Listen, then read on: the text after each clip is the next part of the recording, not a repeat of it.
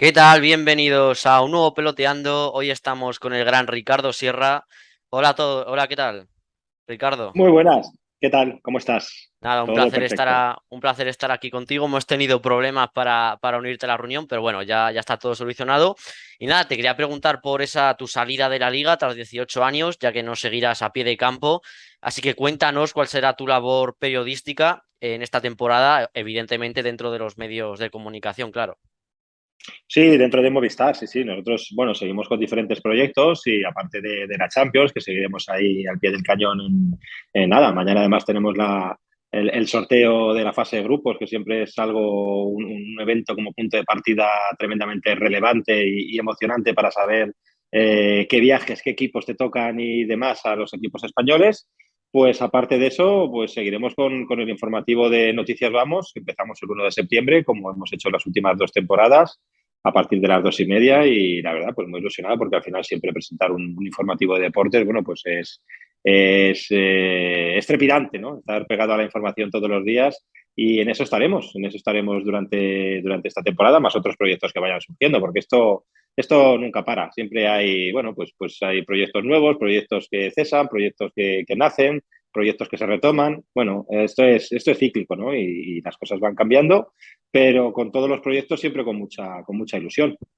Sí, así será, retrocedamos un poco en el tiempo y es que, bueno, tú eres uno de los periodistas a pie de campo, yo creo que ya son casi 27 años que llevas como periodista, así que cuéntanos cómo fueron tus primeros partidos a pie de campo, haciendo entrevistas con jugadores, ya que, bueno, tienes entrevistas pues con Cristiano, Messi, Benzema, todas las estrellas del fútbol, claro. Sí, los que han estado en prácticamente los últimos 20 años, ¿no? Los últimos 18 años ahí haciendo entrevistas a pie de campo, pues todos los que han pasado por nuestra liga, ya no solo ellos, sino pues eso, Iniesta, Xavi, Ronaldinho, Eto'o, Raúl, que también pillé los últimos años de Raúl. Bueno,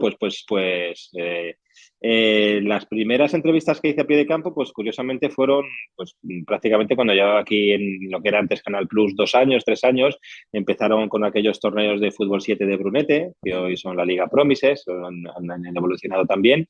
Y bueno, pues un verano me mandaron a hacer aquellas entrevistas y ahí empecé. Allí fueron mis primeros pasos con aquellos torneos de fútbol 7. Luego hice inalámbrico en los partidos de segunda división. Empecé haciendo palco. Curiosamente, empecé haciendo un año palco en segunda división. Y luego pasé al terreno de juego también de segunda división, donde estuve, pues no sé si fueron 7, 8 temporadas. La verdad que no llevaba muy bien la cuenta. Y luego estaban Josep Pedrerol y Juan Carlos Nieto en las retransmisiones de Canal Plus. Ellos iniciaron otros proyectos y empezamos Mónica Marchante en el palco y yo en el terreno de juego hace 18 temporadas. Y bueno, pues luego han ido surgiendo otros proyectos. Cuando hemos tenido derechos de Champions, hemos hecho Champions. Cuando no hemos tenido derechos, no. Con otros proyectos distintos, porque he seguido y he cubierto la información deportiva de la selección española muchos años. Y bueno, pero mis primeras entrevistas fue curioso porque fue ahí, pues también era prácticamente no un becario, pero vamos, tenía 23, 24 años, si no me equivoco, cuando empecé con los torneos de fútbol 7. Y a partir de ahí, pues lo que te decía antes, ¿no? Con proyectos que van surgiendo, proyectos que van evolucionando y ahí hemos intentado estar siempre al pie del cañón. Sí, así es. Además que ayer también te hicieron una entrevista que la recomiendo, la dejaré luego también en los comentarios y te preguntaban por... hay que tener, yo creo que también bastante sangre fría, ¿no? Para entrevistar a un jugador después de un partido, pues igual que un jugador en el minuto 90 tiene sangre fría para lanzar un penalti, yo creo que también un periodista como es en tu caso, pues en entrevistar a un jugador pues o post partido y demás, también hay que tener un poco de sangre fría, ¿no? Y además es que Michael Robinson comentaste que te comentaba que era una tarea lo más difícil o fácil, ¿no? Mm, ¿Cómo es estar sí, delante de un sí, jugador? Claro. sí, sí, hombre, yo creo que al final lo principal que tienes que tener en ese momento, no sé si la cabeza o la sangre fría, pero sí es un poco de hacer primero un ejercicio de empatía, ¿no? De saber que estás delante de un futbolista que probablemente, bueno, pues depende de la circunstancia, depende del momento, depende del partido, pues lo que tú estás comentando, ¿no? Imagínate que ha perdido un partido tremendamente importante o 3 puntos que son vitales para los objetivos de su club y ha perdido ese partido en el minuto 90, ¿no? Y te plantas delante de él, primero pues es el respeto por saber que está dando la cara en un momento que puede ser complicado. Siempre que gana, pues es más fácil, ¿no? Cuando uno gana y mete 3 goles, pues siempre son más fáciles las entrevistas, sobre todo para el entrevistado, ¿no? Que está en un momento dulce, por decirlo así. Pero en un momento complicado, en un momento crítico, pues primero tienes que tener ese ejercicio o hacer ese ejercicio de empatía, ¿no? De ponerte en su lugar donde sabes que, bueno, pues está en un momento complicado y que y que tienes que abordarlo con todo el respeto del mundo. Al final le tienes que preguntar lo que le tienes que preguntar. Lo que creo yo que siempre que pregunto es lo que puede ser útil o la información que sea necesaria para el espectador, que es el que está viendo, ¿no? Porque al final nosotros somos meros transmisores de la información que te puede dar el futbolista en cuestión, ¿no? Pues al final lo que tienes que tratar son los temas relevantes, los que entiendes, repito, que para la audiencia son importantes de conocer o de saber, pero luego sobre todo hacerlo con respeto y con empatía, ¿no? Sabiendo que pueden ser momentos complicados para el entrevistado. Sí, justo comentabas esto último, y es que hace unos meses en esa semifinal de Champions Manchester United-Real Madrid, tuviste, digamos, una rueda de prensa un pelín incómoda, sobre todo entre tú y Guardiola, ya que, bueno, tú le preguntabas Mm. y Pep contestaba con preguntas muy cortas, así que no sé cómo sacaste la situación, porque, Sí, el día del nada. Manchester City, allí en Manchester City Real Madrid, sí. Bueno, a ver, pues primero, repito, lo que tienes que hacerlo con respeto, yo procuré hacerlo con respeto, y luego al final, cuando terminas la entrevista, bueno, pues haces ese ejercicio de empatía de entender que seguramente, bueno, seguramente no, seguro que sí, pues Guardiola estuviera molesto por lo que fuera. No sé si era por su relación que puede ser más o menos tensa con la prensa española, por el resultado, que a pesar de que habían ganado, sabía que había dejado la eliminatoria al Real Madrid con vida, y tanto es así que acabó siendo eliminado. Bueno, pues siempre que no se traspase ese límite, creo, del respeto mutuo, repito, si yo pregunto con respeto, creo que lo mínimo que mereces es que respondan con respeto. Pues una vez que si no se traspasan esos límites, que creo que no sucedieron, bueno, nada, es aceptarlo y ya está. Es evidente, ¿no? Que Guardiola en aquel momento pues no estaba a gusto por las circunstancias que fueran, ¿no? Eso es una circunstancia personal y subjetiva de cada uno. Sí, así es. Además, tú que has entrevistado, como que te comentábamos, un montón de entrevistas a pie de campo, post partido y demás. De todas ellas, ¿tienes alguna sí que se te haya quedado en el recuerdo por algo simbólico? ¿Alguna que se te queda siempre en el recuerdo? Bueno, a ver, te acuerdas de muchas, bueno, que sé, pues alguna que fue, me acuerdo una que fue, por ejemplo, con Cesc Fábregas, que fue un momento bastante tenso, en un partido después de jugaron contra el Sevilla, él estaba en el Barça y expulsaron a Gary Medel por un cabezazo que le había dado, o más o menos parecía cabezazo, y parecía que había sido un poco exagerada la reacción de Cesc, y le pregunté por eso, si le parecía suficiente para expulsarse, y digamos que repito, en ese contexto de que el jugador estaba caliente, ¿por qué tal? Porque el partido había sido bastante tenso. Bueno, pues me contestó que si le parecía que me daba más o menos como que el cabezazo a mí. Luego, a la semana siguiente me pidió perdón. Bueno, fue una entrevista bastante tensa.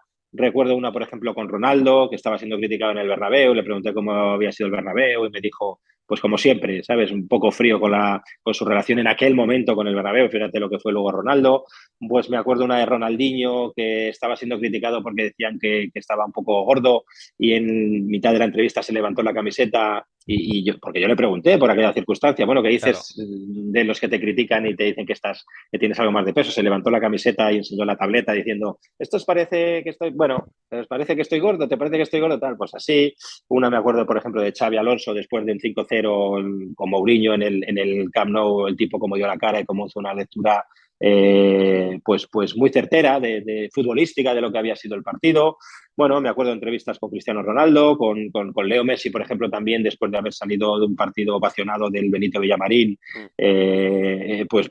Son entrevistas que, bueno, que son momentos puntuales que al final te quedas, no con una en concreto. Me acuerdo pues de Andrés Iniesta, cuando ganó ligas con el Barça, cuando ganó Champions con el Barça, o por ejemplo cuando se despidió del Barça. Bueno, pues te acuerdas son muchos momentos, ¿no? Los que vives.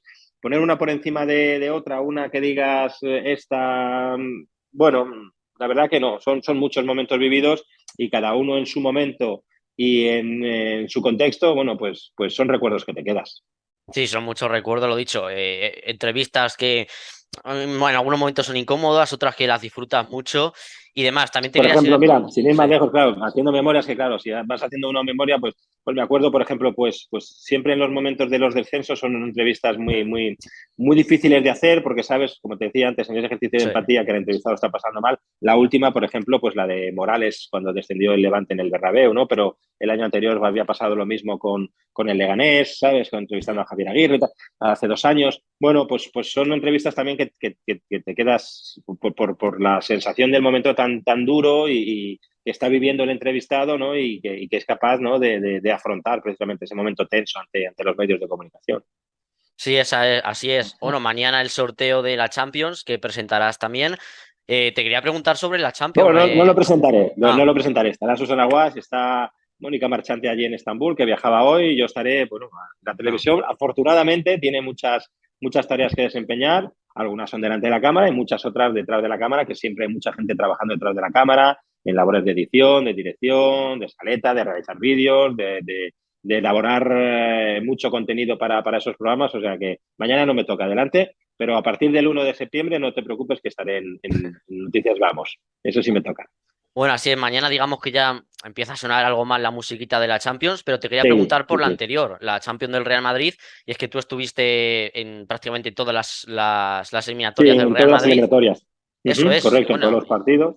vivimos una de las Champions más, no raras, sino emocionantes del Real Yo, Madrid con esas sí, sí, remontadas en los últimos sin lugar a minutos. dudas. Yo lo pongo en las Champions que he vivido, en las ligas de campeones que he vivido, bueno, pues que me ha Mm. tocado que he vivido en triunfos del Barça o del Real Madrid y las que yo recuerdo ya no solo como periodista, sino como aficionado, yo creo que es la más extraordinaria, por decirlo de alguna manera, y yo creo que lo que define lo que pasó el año pasado con el Real Madrid creo que es irrepetible. Fíjate que hay muchas cosas que pueden ser, bueno, que se catalogan así irrepetibles, pero que pueden volver a suceder en un momento dado, ¿sabes? Pues no sé, que el Real Madrid haya ganado 3 Champions seguidas, como ganó 3 Champions seguidas, que dices esto es irrepetible, pues Mm. puede volver a pasar. Pero yo creo que lo que pasó el año pasado en todas y cada una de las eliminatorias y en todos y cada uno de los partidos, ya no hablo de fase de grupos, sino desde octavos, cuartos, semifinales y la final, bueno, la final es algo más entendible, pero lo que pasó en esas 3 eliminatorias creo que es algo irrepetible, no solo con el Real Madrid, sino con cualquier otro club. Yo creo que es algo que no volveremos a ver en la historia del fútbol. Sinceramente, sinceramente lo Sí. creo así. Fíjate que el fútbol es impredecible y siempre te acaba sorprendiendo, pero creo que algo parecido a lo que se vivió en esas 3 eliminatorias, en esos 6 partidos, creo que es algo irrepetible. Sí, en esos tres que estuviste en el Bernabéu, al fin y al cabo, al lado de los futbolistas a pie de campo, ¿cuál es esa magia del Bernabéu, el público, por ser el Madrid en Champions, ya que tú, bueno, pues lo vives de alguna manera cerquita de los Pues sí, jugadores? muy cerquita de los banquillos, sí, muy cerquita del banquillo del Real Madrid. Yo creo, fíjate, que es una sensación de contagio, ¿sabes? Donde todo el mundo en esos momentos de clic, como por ejemplo cuando marca el gol el Madrid contra el Paris Saint-Germain, que desaparece el Paris Saint-Germain, cuando marca Rodrigo el gol contra el Chelsea, los goles contra el City. Creo que hay momentos donde la atmósfera, no sé cómo explicarlo exactamente, pero es tremendamente contagioso y da la sensación, tanto al rival como al Real Madrid, de una confianza ciega de decir, lo van a volver a hacer, van a volver a remontar, lo van a volver a conseguir. Y lo hicieron, ¿sabes? Es una sensación, repito, es una especie de atmósfera generalizada donde todo el mundo tiene la convicción de decir, el Madrid va a volver a hacer algo que es tremendamente complicado de hacer. Y lo volvieron a repetir, no una, sino 3 veces. Sí, evidentemente, unas noches mágicas que difícilmente las veremos repetidas seguramente en estos próximos años, difícilmente que pase. Y bueno, ya de paso hay que preguntarte por tus favoritos para la próxima Champions. En mi opinión, yo creo que el Real Madrid va a ser el favorito, a pesar de que no haya fichado demasiado. No sé tú cómo lo ves. Luego también tienes al Manchester City por allí, el PSG que veremos si esta temporada, incluso el Barça. No sé cómo lo ves tú, tus favoritos. A ver, yo creo que al final esto luego pasa lo que pasa y el fútbol es tan cambiante y puede suceder bueno, pues lo que sucedió el año pasado, que era absolutamente imprevisible, ¿no? Pero en principio yo creo que el Real Madrid, principal favorito porque es el campeón y yo creo que se lo ha ganado y se lo ha merecido y después de lo que hizo el año pasado, que repito que si gana la Champions otra vez creo que será de otra manera, no será como lo ha ganado el Mm. año pasado, pero al final el campeón siempre tiene que ser el máximo aspirante, por eso creo que es el máximo aspirante y favorito en Liga y en Champions. Pero es verdad que, por ejemplo, pues el Manchester City, que ya había sido favorito en las últimas ediciones, que se había quedado a las puertas, una final, semifinales, cerca, con Haaland, pues tiene que ser todavía un poquito más favorito, ¿no? Creo el Manchester City.